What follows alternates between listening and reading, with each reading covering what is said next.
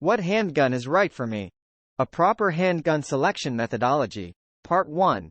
In this video we will look at how to select the proper defensive handgun for you. Choosing a handgun and figuring out which one is right for you can often seem like a daunting task, especially if you don't know much about the various calibers, frame styles, models, and brands available. I won't get into all of that in this video as we will have many other videos that deal with those individual topics. The purpose of this video is to provide you with a little gun ownership and selection philosophy. Remember that this is just one man's opinion, so if you disagree, let us hear about it in the comments below.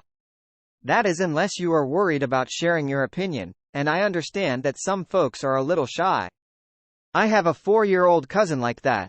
I'll sum up this video with the number 1 rule governing my handgun selection philosophy, and then I'll give you the rest of them. Remember that this is just one man's opinion, so if you disagree, let us hear about it in the comments below. Rule number 1. Rule number 1. Choose the largest caliber handgun that you can safely, reliably, and financially handle. Pretty simple, huh? Let me expound on that a bit. The handgun that you choose should be selected for the task that you wish it to perform. For example, the handgun that I select for concealed carry will definitely be different than the one I select for hunting large game animals. The first thing you should do is determine the handgun's primary purpose in life, and more precisely in your life. Not everyone wants to carry a handgun, and not everyone wants to even have one except for home protection. Here's a typical almost daily conversation that I have with folks after they learn that I am a gun aficionado person. I'd like to buy a gun. What type of gun should I get?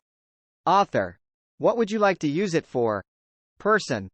Oh, I'm not really one of those gun-toting nutjobs, insert raised eyebrows here, or anything, so I'll probably just use it for home defense.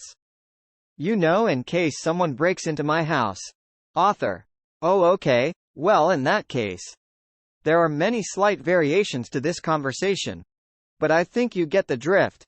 I'll assume for the purposes of this video that you want a handgun for home protection because this is the most common reason that people buy one.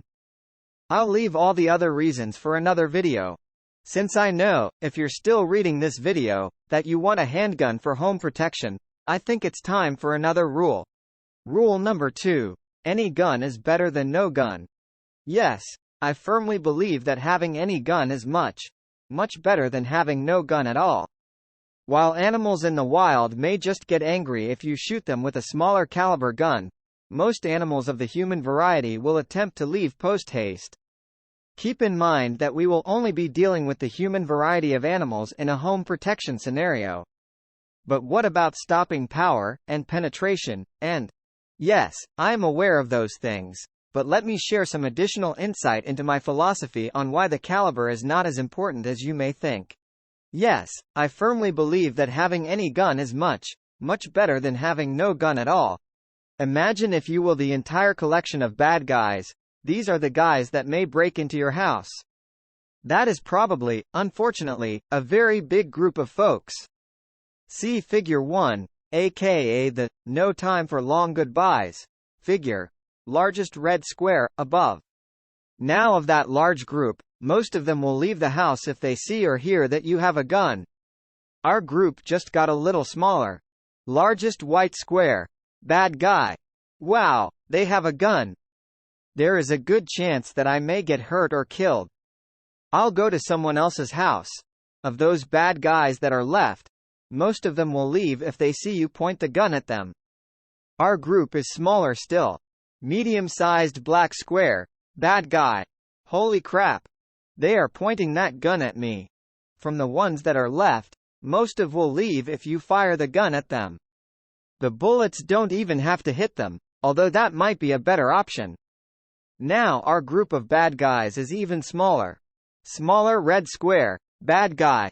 They're shooting. They're fricking shooting. I don't want to die. Of those bad guys that are left in our group, most will leave if they get shot. If they get shot multiple times, then they will try to leave even faster. Unless, of course, they aren't able to leave because of their injuries. Remember, almost any criminal, unlike any other non-human animal, will have seen all of the Hollywood movies about guns and people getting shot. They will have formed their opinions about guns, as most people do, from these movies, and they will also most likely be afraid. They might believe, as so many people do, that one bullet from a gun will kill you. Keep in mind that they may not consciously believe this, but subconsciously that thought may be there. This, coupled with their fear, should make them want to leave immediately once the shooting starts. So just by having a handgun that you know how to use, you have potentially lowered your risk of someone doing something bad to you in your home. Our group of bad guys is very small now. Small white square. So just by having a handgun that you know how to use, you have potentially lowered your risk of someone doing something bad to you in your home. The very small percentage that will stick around after knowing you have a gun, seeing it pointed at them, realizing that you are now shooting at them, and that get shot will fall into one of several categories. 1. Dead or severely injured. 2. Wounded but still committed to their objective, hurting you or your family. 3. On a mind-altering substance. 4. Insane. 5. Professional or planning to harm you. In part 2 of this video, I'll discuss things to do, be aware of for each of those 5 categories and provide you with more handgun selection philosophy. I've tried to add some levity here to keep you watching a very serious topic. I sincerely hope that I have helped some of you make the best decisions for you when choosing that correct handgun. I also pray that you never need a handgun. Let's go to part 2 now.